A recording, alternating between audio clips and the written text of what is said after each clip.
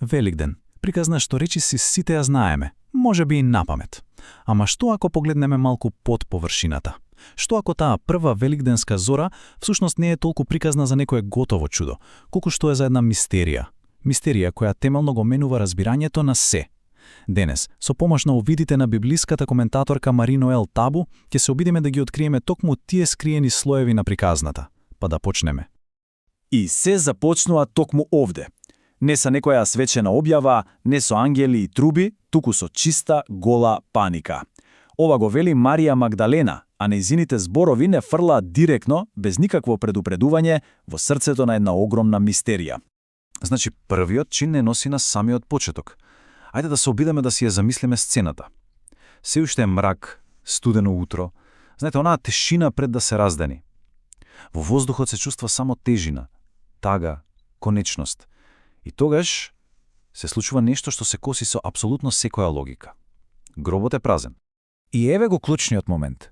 Првата реакција, првиот инстинкт не е вера. Воопшто. Првата реакција е страв. Никој, ама баш никој не помислува на чудо. Првата претпоставка е злострство. Некој го украл телото. И со тоа, однеднаш целата приказна се претворува во вистинска крими мистерија. И нормално, како и во секоја добра крими приказна, сега почнува истрагата на лице место. Штом ја слушнале веста, двајца од учениците веднаш, без размислување, почнуваат да трчаат кон гробницата. Мораат со своји очи да видат што точно се случило таму. И сега секако доаѓа главното прашање. Што воопшто можеле да најдат внатре? Мислам, што може да се види во празна гробница што би можело да промени апсолутно се? Ама доказите што ги наоѓаат се, да кажеме, прилично чудни.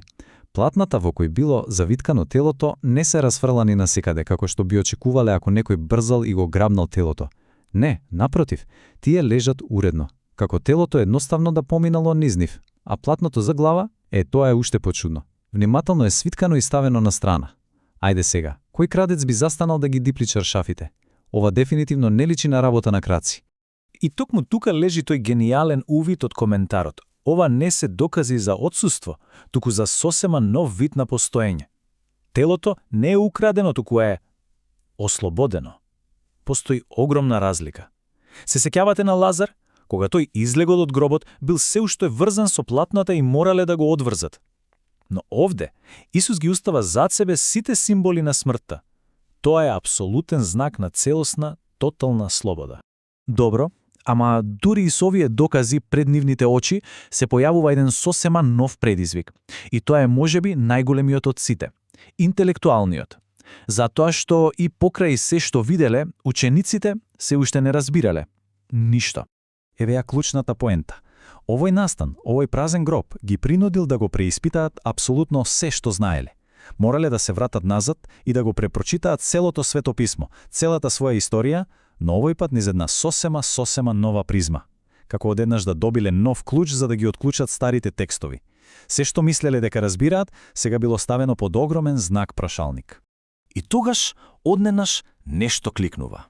Едно древно пророштво, кое можеби со векови било читано на еден начин, сега добива сосема ново, неверојатно моќно значење. Каменот што го отфрлија зидарите, стана темелен аголен камен. Исус, оној кој беше отфрлен, осуден и погубен, сега се сваќа како темел на нешто комплетно ново.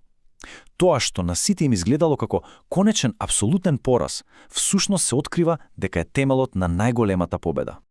Сега, вакво едно разбирање, ваква една вест, едноставно не можела да остане затворена меѓу неколку луѓе. Било невозможно. Од едно интимно, приватно откритие во Зори, таа почнува да се шири нанадвор, како бран, прераснувајќи во порака која е наменета за целиот свет. И еве еден пример. Апостол Петар влегува во домот на Корнелиј, кој е римски стотник, значи не евреин. Да бидеме јасни, во тоа време, ова не било само некоја обична посета. Ова било апсолутно револуционерен, дури и скандалозен чин. За еден евреин да влезе во домот на неевреин значело кршење на една од најдлабоките културни и религиозни бариери. Но, очигледно, пораката за воскресението била посилна од било кој ѕид. Значи, можеме да го видиме тој ефект на бранување, како кога ќе фрлите камче во вода.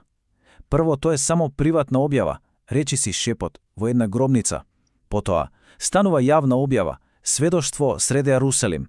Потоа, го гледаме како ја преминува таа огромна културна граница со влегувањето во домот на еден римјанин. И на крај станува универзална покана за сите, без исклучок.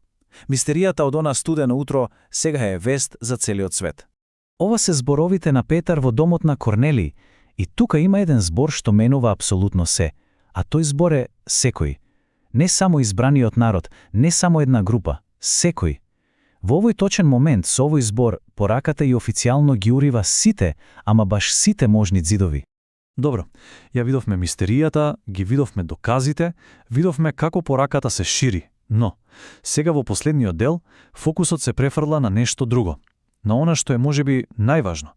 Што значи сето ова на лично ниво? Какво влијание има оваа вера? И за тоа ќе се свртиме кон објаснувањето на апостол Павле. Гледате, за апостол Павле целата поента не е само да се сеќаваме на некој настан што се случило одамна. Не. Воскресението за него е сегашна реалност. Тоа е активна сила која го трансформира животот во овој момент. Тоа е директна покана да се живее поинаку, со сосема нова цел, и тоа не некаде таму, туку овде и сега. И за да го објасни ова, Павле користи една многу моќна и едноставна метафора – квасецот. Сите знаеме како функционира, нели? Сосема малку квасец е доволно за да го смени, да го нарасне целото тесто. Исто така вели тој, оваа нова реалност во Христа е наменета да биде таква една, да кажеме, заразна сила за добро. Значи целта никогаш не е да се побегне од светот. Целта е светот да се преобрази, и тоа од внатре. И на крајот, се врачаме на почетокот со еден, морам да признаам, прилично провокативен парадокс. Обично, ние мислиме дека прво треба да ги разбереме работите, да имаме докази, па потоа да поверуваме. Логично, нели? Ама целата оваа великденска приказна како да го сугерира токму спротивното. Токму тој нивен прв, интуитивен чин на верување пред празниот гроб бил клучот што им овозможил да го разберат сето она што следело. Па можеби вистинското прашање на крајот не е дали има доволно докази за да се верува, туку дали постои доволно отвореност за воопшто да се види.